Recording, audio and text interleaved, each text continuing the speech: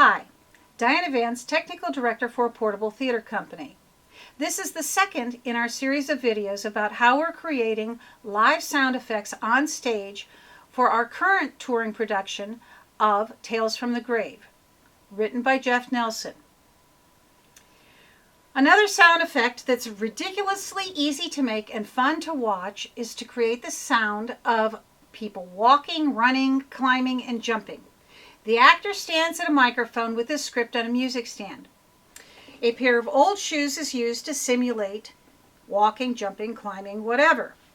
He simply puts the shoes on his hands and makes the sound as he recites his lines. Walking.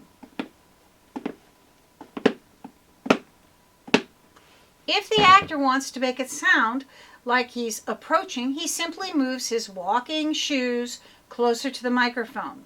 If he wants to make it sound like he's walking away, he simply pulls his walking shoes away from the microphone. If he wants to jump, he simply stops. If he wants to run, he simply speeds up the pace of his walking. If you want to have different sounds for different people, you use different styles of shoes. It takes practice, and I guarantee you our actors do this a lot better than I do, but it sure is fun to watch them deliver their lines and play with the shoes.